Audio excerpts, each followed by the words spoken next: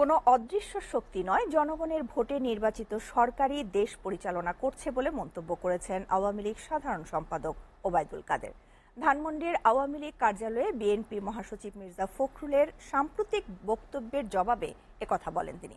Donald লুর বাংলাদেশে আসার খবরে বিএনপির আনন্দের কোনো কারণ নেই উল্লেখ করে তিনি বলেন, এই সফরে কোনো নিষেধাজ্ঞা নয়, দুই দেশের সম্পর্ককে আরও উন্নয়ন করাই প্রধান উদ্দেশ্য।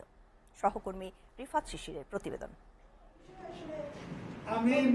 ধানমন্ডিতে আওয়ামী লীগ কার্যালয়ে সমসাময়িক বিষয়ে কথা বলেন আওয়ামী লীগ সাধারণ সম্পাদক ওবায়দুল কাদের। তিনি বলেছেন দুর্ভিক্ষ সৃষ্টি হতে পারে।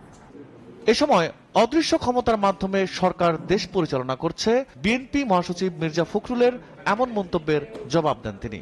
বাংলাদেশের জনগণই রাষ্ট্র পরিচালনা, অদৃশ্য শক্তি দ্বারা সরকার পরিচালনা তো বিএনপির আদর্শিক চরিত্র।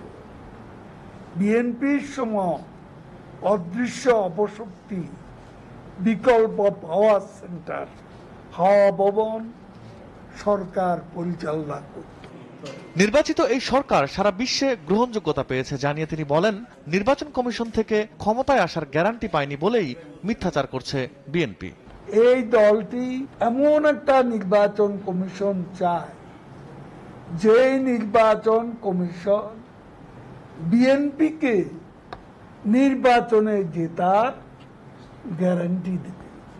ডোনাল্ড লুর বাংলাদেশ সফর নিয়ে বিএনপির আনন্দের কিছু নেই বলেও মন্তব্য করেন তিনি। মার্কিন সহকারী পররাষ্ট্রমন্ত্রী আসবে, তিনি আসবেন ডোনাল্ড লু, তারও এখানে আসার বলে একটা বিষয় আছে, সেটা হলো বাংলাদেশের সাথে সম্পর্ক এগিয়ে নেওয়া।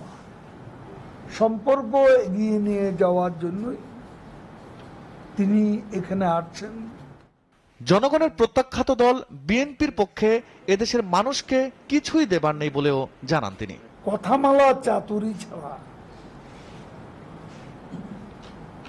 লিপ সার্ভিস ছাড়া দেশের মানুষকে, দেশকে আর কিছু দেওয়ার নেই। রিফাত শিশির, এসএ টিভি, ঢাকা।